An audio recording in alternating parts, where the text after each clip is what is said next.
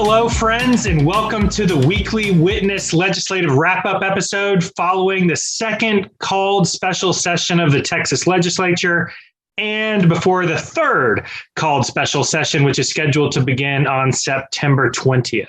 Weekly Witness is Texas Impact's weekly opportunity for mainstream Texans of faith to learn about public policy issues here in the great state of Texas and have a conversation about how you can engage in the process. My name is Scott Adnip, your host and Texas Impact's Engagement Director. And today's episode is brought to you by Methodist Healthcare Ministries of South Texas and Friendship West Baptist Church in Dallas. And today we are excited to be joined by Texas Impact's Advocacy Director, Josh Houston, to give a wrap up on the second special session and start to look forward to the third session. But first, a quick programming note. We will have other opportunities to help Texans of Faith prepare for the third session, which begins in a few weeks. Monday, September 13th, we'll be joined for a live weekly witness episode by Eva DeLuna Castro from Every Texan to talk about the budget items that are being considered. Y'all, these are significant, so I hope everyone's paying attention. We also hope that you'll keep an eye out for an announcement in the next few days about a special event designed to help Texans of faith understand the redistricting process, which will be a significant item to be addressed in the third session. So with all that, I think we're ready to jump in. Josh, thanks for joining. I know it's been a busy year. Yeah, pleasure to be here. It has been. We've been in perpetual special session. The common thing folks said was, Texas is a limited government state, so our legislature meets once every 2 years for 140 days and goes home under the theory that the less they meet, the less they can screw up. But we don't seem to be a limited government state at the moment. We seem to be in perpetual special session. And anyway. Yeah, it has been a busy year. So folks understand Texas, as you said, isn't like Congress. We meet the Texas Legislature meets for 140 days every other year and with special sessions as needed. And we've now had two of those for 30 days each, and we're about to have our third for this year. So if my math off the top of my head is correct, that'd be 230 days scheduled so far this year. Remind us where we are just kind of in that process so far. And then we'll talk about what specifically happened during the second special. Well, we're between special sessions. I'm not sure I understand your question about where we're at exactly. Yeah. So I guess I'll just say the first one the first set of specials was originally kind of supposed to focus on voting bills and some things that they weren't able to get done during the regular session. We'll talk about those. But the next one is kind of specifically about redistricting plus whatever else the governor adds on. So let's go ahead and dig in. There was a lot that went on during the second special session. We'll remember the first one kind of fizzled out pretty quickly when House Democrats fled to Washington, D.C. They came back or some of them came back enough to make quorum with about 2 weeks to go in the second special session. And that was a really busy 2 weeks. So help us understand what passed during the course of those final 2 weeks. Yeah, once they got quorum reestablished, they hit the gas pedal. One, because they were worried about losing quorum again, but also two, because they all just wanted to go home. I have never seen the House quite as fractured as it currently is, and not just on party lines. I mean, it's intra-party as well. So when they hit the gas pedal, they really got moving and passed a vast majority of the items that the governor put on the call. It's almost more interesting to talk about what didn't pass, and we'll talk about that here at the end. But let's just recap. The big one that we're going to come back to and talk more about is SB 1.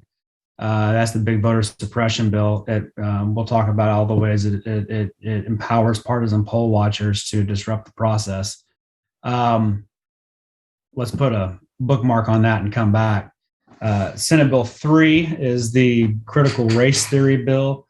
In fact, it's rewriting the other critical race theory bill that they did during the regular session. There were some last minute amendments that we're still looking at that were new and different to try to get it through both chambers without going to conference. But whatever critical race theory, it's become the boogeyman. The phrase has become the boogeyman, like Red Scares and witch trials before it. it's really micromanaging how teachers talk about the issue of race in public school classrooms, and deeply micromanaging how they do that. Speaking of teachers, they did pass Senate Bill 7. This is a 13th check for retired teachers. Retired teachers get a monthly check, and so a 13th check obviously is an extra paycheck on top of what they were expected to make. This one was relatively easy to do. The big controversy on it is whether or not to give retired teachers a cost of living adjustment, which of course would be a perpetual guarantee, and the legislature is unwilling to do that. They're doing a little bonus check here and there, as opposed to a permanent structural fix to the increase of inflation and its effects on teachers. Senate Bill 9 was a bill that had to do with child abuse prevention. It passed as well, relatively non-controversial. It is about requiring instruction and adopting policies to prevent child abuse, family violence, and dating violence in public schools. It was vetoed in the regular session, so the controversy lied with whether or not parents should be able to opt out. And of course, child advocates would point out that most family violence occurs in the family. So allowing parents to opt out under some guise of parental rights is really just empowering the abuser. It's a big, giant loophole. Nevertheless, it was a better, it passing put us in a better position than we currently were at, even though the loophole is relatively giant. Senate Bill 13 passed. It changes the primary election date, which sounds pretty boring, but here's where it's super important. The primary date, we don't know when it's going to be in Texas.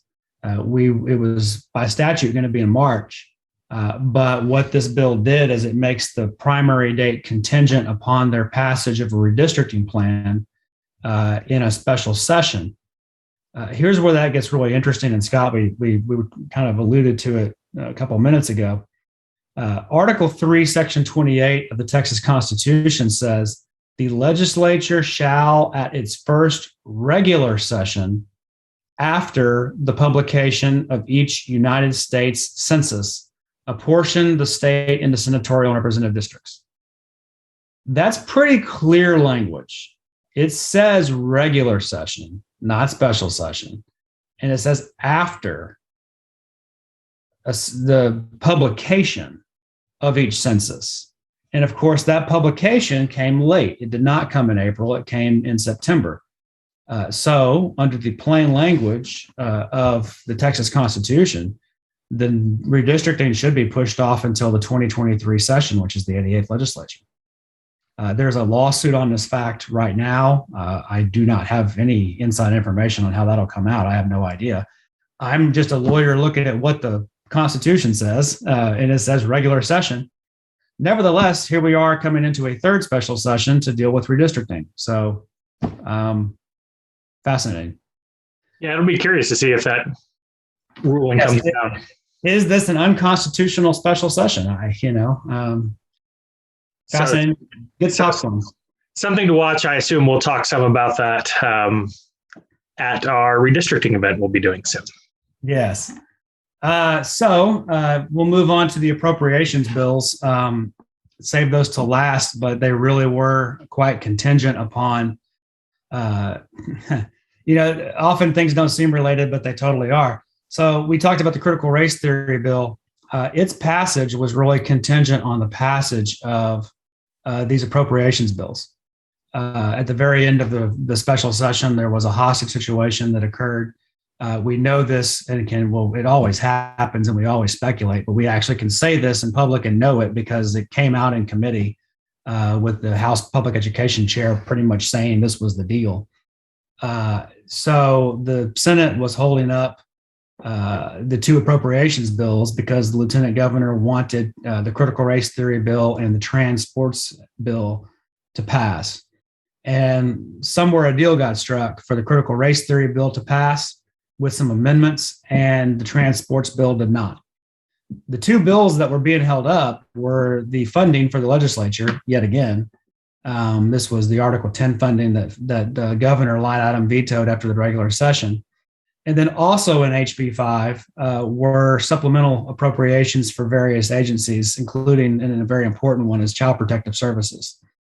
So there were, this was a pretty big bill that had to do with money. And then finally, a second appropriations bill, and I can't think of a time where we ever opposed a supplemental appropriations bill, but we did oppose House Bill 9, which triples the amount of state funding for border security. We already, if you remember, we put $1 billion towards it a couple of sessions ago, took it away from education and put it towards border security.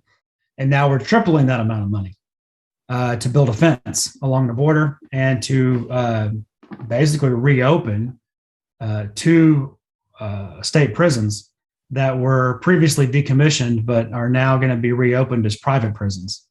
And they're going to be used to hold migrants. So we have opposed this bill. And we already talked about it, but things that failed, well, the transports bill, Senate Bill 2, the House decided that they were not going to move that one. And then Senate Bill 14, which we have talked about many times before. This is a bill that would have prevented local governments from being able to enact local regulations to protect workers. This is a doctrine, legal doctrine called preemption. It's when the state comes in and says, local governments, you cannot do whatever this thing is we don't want you to do. And so that many local governments have passed policies like paid sick leave or mandating water breaks for construction workers or various things to protect workers from, period. And employers went to the state to try to overturn those things. But still, so far, this bill has been able to be held in committee. And this bill did not pass in the special. So to be clear, these bills failed during the regular session, failed due to lack of quorum in the first called special session, failed in the second called special session. Are we expecting there will be a fourth bite at the apple? Well, on the so that's brings us to the third special session. The preemption bill for local workers is not on the call at the moment. Now, one big caveat, this is Friday, September 10th. And the governor can add items to the call at any point, even once the session's begun. So, who knows? But right now, that preemption bill, whatever the issue is with it, it has not been added to the call for the third special session. The transports bill, however, has. There's going to be a fourth bite at the apple, a fourth round of committee hearings. The Senate will absolutely pass this once again. And this is an issue of the governor not wanting the lieutenant governor to get to his right flank before primary season. And it's like the bathroom bill all over again, where, who knows what the governor really thinks? We know what he does. But during the bathroom bill, it was said that widely reported that the governor didn't really care whether the bathroom bill passed or not. He told the business community that the House was just going to kill it. So it is logical to assume that the governor doesn't really care, just does not want Lieutenant Governor Patrick to get to his right flank, and is perfectly fine to throw the House under the bus and let them take the blame for it not passing. Or if it passes, I don't know that who knows if he really cares or not. So based on adding it to the call, I don't think he really cares one way or another. Yeah, and I'll just also add the primary election season is also coming up, and so there might be some pressures there as well. That's what I meant. Yeah, that's by not letting the lieutenant governor get to his right flank is primary politics. Also, those hearings are brutal, and yes. we hear from the advocates. And I think Jessica talked about it on the Weekly Witness episode a couple weeks ago about the harm that just having those hearings cause, and so it'll be disappointing if we have to go through that all over again. Before we move on to the third special session, though, you had put a pin in kind of the big issue. Yes, from the session. So Senate Bill 1, I had to look back at my notes because it's had several different numbers, but the voting bill, the voter suppression bill did pass. You want to talk some about that and where we are? Yeah, it did.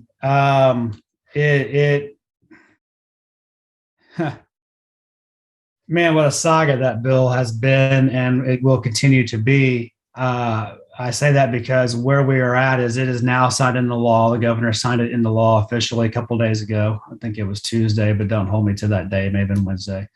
Earlier this week, we can say.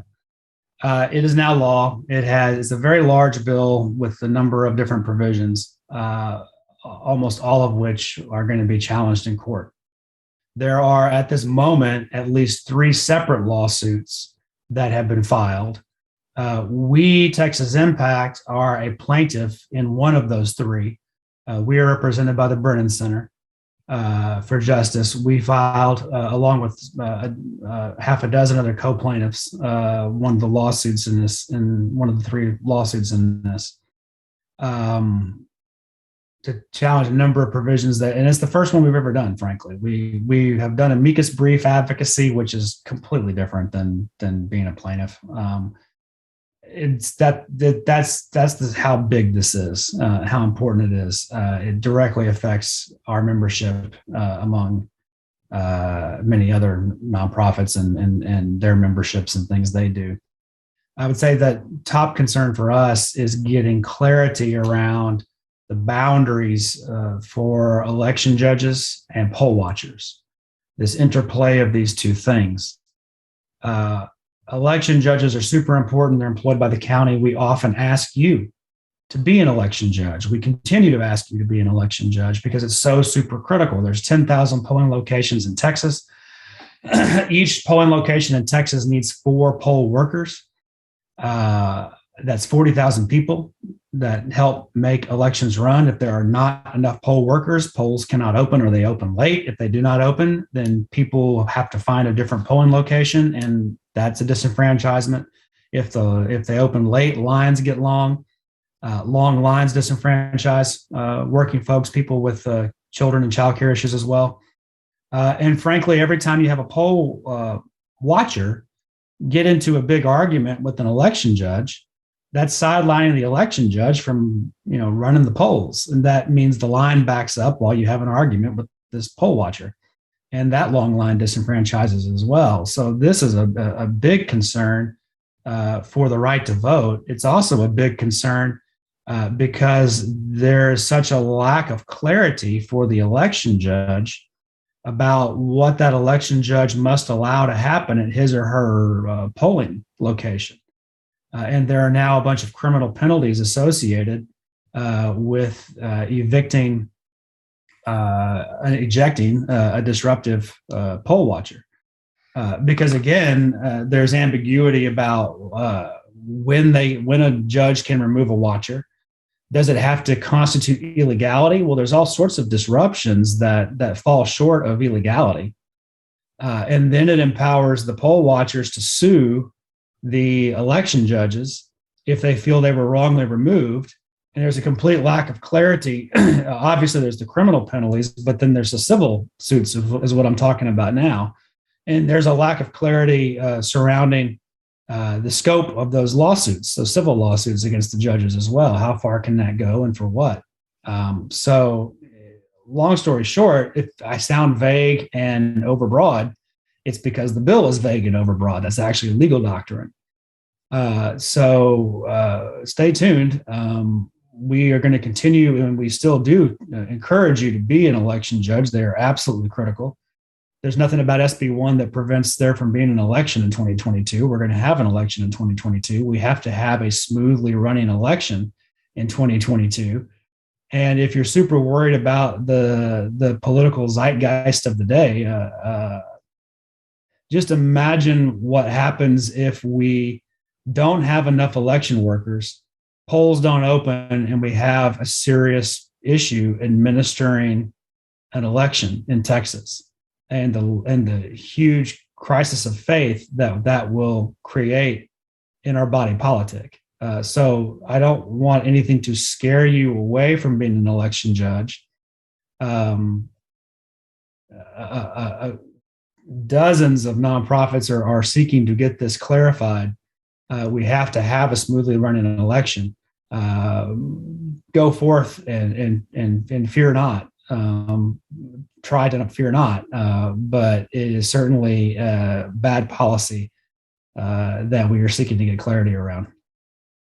So we'll continue to talk in the weeks and months, and I assume years to come, about the importance of congregations recruiting and encouraging people to serve as election judges and help support democracy in our local communities. I'd also encourage us to just keep paying attention to what your elected representatives are trying to do to democracy, right? We need to be thinking and talking about what is happening in the Texas legislature around voting and these other issues. So those can be our 2 homework assignments for this week. So looking forward, I mean, we talked about the anti-trans bill being on the call for the September 20th called session. What else should we be looking for during that session? Yeah, watch redistricting. Which I assume will be the big issue, right? That will be, oh yeah, that's always the big one. And that is, that always causes a high level of personal animosity because and it's really super nonlinear too, where you have people of the same party fight bitterly about who gets a certain industry in their district, or who gets a certain neighborhood or doesn't get a certain neighborhood in their district. And that gets bitter. And they're going into it with there already being an unprecedented level of bitterness and really not much of a cooling off period, 14 days to cool off apparently, or somewhere around 2 weeks to cool off, and not enough time to cool off given the level of anger that exists between the members. So watch that space, so watch that. That's going to be a massive thing. Meanwhile, also on the call is legislation providing appropriations from the American Rescue Plan Act of 2021. This is the big federal legislation that involves a large amount of money that the legislature said, we want, Governor, we're the appropriators. We want a say in this. And there was a big tussle over that. And so it was a promise to put it on the call of the third special, of the redistricting special session. And it is there now. Always watch the money. It's arcane. It's boring. It can make your eyes glaze over, and yet it's also the most important thing. That's where power lies, is with money. And then finally, watch this new issue. The governor has added COVID vaccine mandates to the call. And in this case, it's a question of whether or not local governments can mandate their employees take the vaccine. So there's about to be a new fight between state and local government about scope of authority and all those things. As we continue to have this debate about vaccine mandates and whether or not you have an individual right to infect and put other people at risk, frankly. Historically, in American jurisprudence, one's liberty ends where somebody else's begins. But we seem to be having a big debate about whether or not we still hold that American value. I assume after the federal actions over the course of this week, we'll make that an even more passionate conversation in the Texas legislature. Mm-hmm. Stay tuned. Stay tuned. At some point, I'll say more about that. I will have thoughts. So anything else you have for us before we close out today? No, that's where we're at. Well, you did mention there were 2 weeks in between these sessions. Josh, I hope you are able to find some time. I don't know that you need to cool off, but I hope you are able to find some time to get some rest before we gear up again. So I'm going to try. All right. So, Josh, thank you again for joining today and for the work that you always do on behalf of Texans of Faith. Friends, thank you all for tuning in. If you've stayed with us this long, my hope is that you'll make sure to go share this content with your congregations, friends, and networks, that you leave a rating and review. And Josh, should they give a low rating or a high rating? What are you feeling? Oh, I have no idea. A good one, Josh. We want them to leave us a good rating for our programming. Oh, what do we want? Yeah. We want 5 stars, Stars, all the stars. And friends, remember also that if you've made it this long in the program, we hope that you will keep an eye on Texas Impact social media for upcoming announcements. Feel free to email me at scott@texasimpact.org if you have questions. But again, we'll have Eva joining us on Monday to talk state budget. We'll have an event coming up soon to help everyone understand redistricting. And remember, if you appreciate Texas Impact and the Weekly Witness community, make sure that you and your congregation are members by going to texasimpact.org/join. Friends, these are unprecedented times, and the world needs Texans of faith active and engaged. So let's get to work.